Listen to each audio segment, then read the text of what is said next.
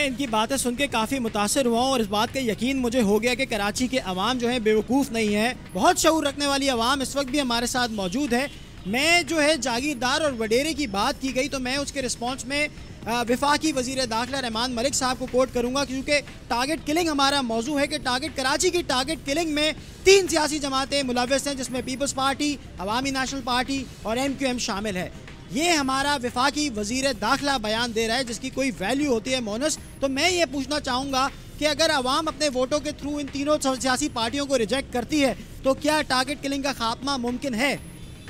सबसे पहले कि कराची की आवाम ने कभी भी जो है ना टारगेट किलिंग नहीं की है, और ना किसी उसमें।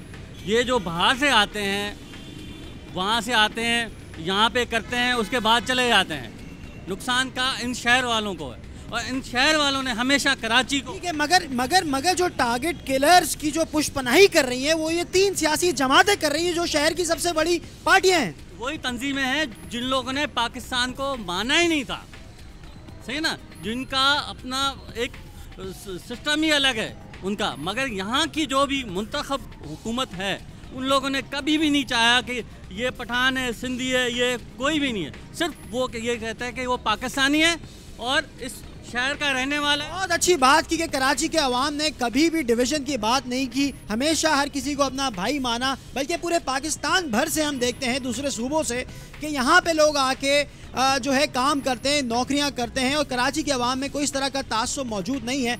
मेरा सवाल अभी भी यही है कि जो वफाकी वज़ीर दाखिला रहमान मलिक ने कहा कि टारगेट किलिंग में 3 सियासी पार्टियाँ मुलव्वस हैं, अगर इन 3 सियासी पार्टियों को हटा दिया जाए तो क्या टारगेट किलिंग ख़त्म हो जाएगी? आप क्या समझते हैं? उनके बयान पे आप क्या तबसरा करेंगे? हमारा बेसिक मौजू जो है टारगेट किलिंग जो है वो टारगेट किलिंग किसी जमात या किसी तबके से हटाने से कोई फ़ायदा नहीं होगा। इसके लिए जस्टिस जो है ना वो ज़रूरी है। हमारे यहाँ जो सुप्रीम कोर्ट है वो सिवाय कमेटियाँ बनाने के अलावा कोई काम किया?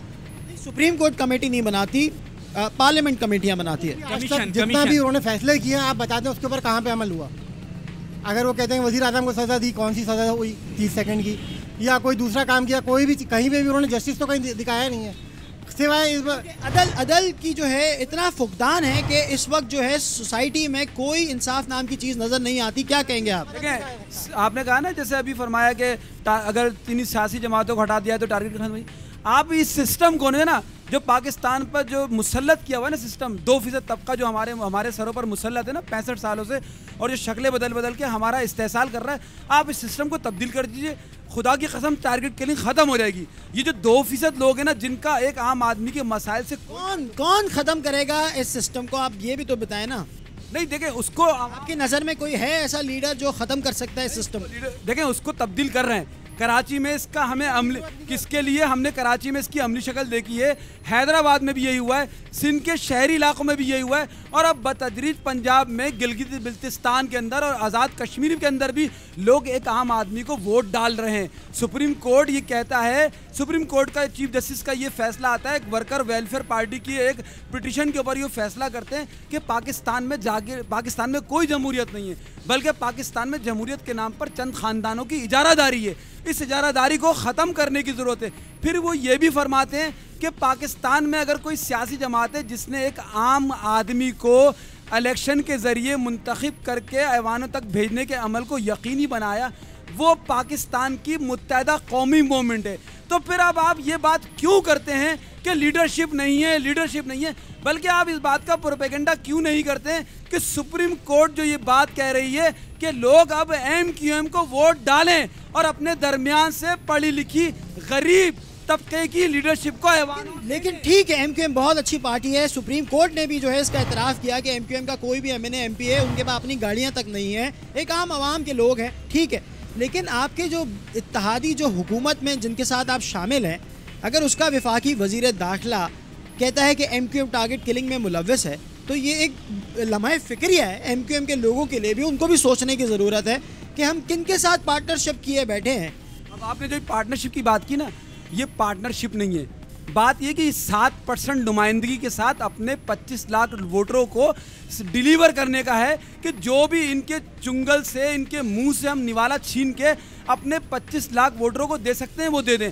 अच्छा, आज अगर MQM इस हुकूमत को से बाहर आ जाए तो फिर कल को आपके मीडिया के लोग आप ही लोग मीडिया का लोग ढोल पीटना शुरू हो जाएंगे कि MQM पाकिस्तान की वो वाहिद सियासी जमात है जिसने जमहूरियत को डीरेल किया, और ये नहीं चाहती कि मुल्क में जमहूरियत पनपे, ये चाहती है कि मुल्क में आमरीत रहे, ये चाहती है मुल्क में अफरा तफरी रहे। ठीक है, आपकी बात आ गई कि तमाम लोग फिर MQM को जो है जिम्मेवार ठहराएंगे अगर MQM हुकूमत से बाहर आती है कि जमहूरियत को डिरेल करने में MQM का हाथ है। मगर मोनस, मेरा सवाल इस वक्त पुलिस के ऊपर ये बनता है कि 30 अरब रुपयों का बजट फूक जाने के बाद भी ये टारगेट किलर्स दन दहाड़े फिर रहे हैं, दिन दिहाड़े कत्लो गारत गिरी कर रहे हैं, तो क्या वजह है कि पुलिस कोई कार्रवाई नहीं कर पा रही? मैं चाहूँगा आप आवाम से इसके ऊपर इनकी राय लें। कानून नाफिज करने वाले इदारों का जिक्र सलमान ने किया, उनके बजट की बात उन्होंने बताई कि उनको इतना इतना बजट मिलता है। गुज़िश्ता महीने सदर आसिफ अली जरदारी ने स्पेशल एक्स्ट्रा बजट भी दिया है पुलिस को, लेकिन फिर भी लियारी का ऑपरेशन होता है। सिंध पुलिस की वो जिल्लत होती है, तजलील होती है कि तारीख में पुलिस की जिल्लत की इतनी बड़ी कोई मिसाल नहीं मिलती। वजह क्या है? उसका एक जवाब लियारी के ऑपरेशन में ही मौजूद है कि टारगेट किलिंग की जो आप बात कर रहे हैं, आप ये देखें कि 7 रोज तक लियारी का ऑपरेशन चला। कराची में क्या कोई एक टारगेट किलिंग हुई? तो भाई उस लियारी ऑपरेशन जिनके खिलाफ हो रहा था उसमें एक तबका ही मौजूद नहीं है, उसमें पाकिस्तान के मुख्तलिफ मकातिब फ़िक्र के लोग, मुख्तलिफ ज़बान बोलने वाले लोग, मुख्तलिफ नज़रिए रखने वाले लोग मौजूद हैं उन लोगों में। और जहाँ तक आपने एक बात ये कही थी कि कायदे आज़म या जुल्फ़िकार अली भुट्टो की मैंने बात की, मैं जनाब उनको ही खाली नहीं कहता, मैं तो आपको कहता हूँ कि 2000 साल तारीख निकालें, हज़रत ईसा अलैहिस्सलाम से लेके हज़रत मोहम्मद अलैहिस्सलाम से लेके हज़रत इमाम हुसैन अलैहिस्सलाम से लेके, और वो लोग जिन्होंने नज़रिए दिए आपको उनको यकजा करें और कोई नया निज़ाम पैदा करें।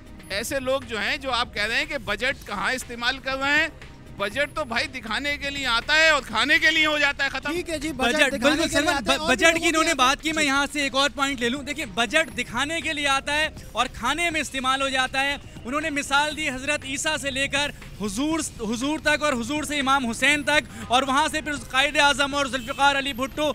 उन नज़रियों को यकजा किया जाएगा तो कौन यकजा करेगा?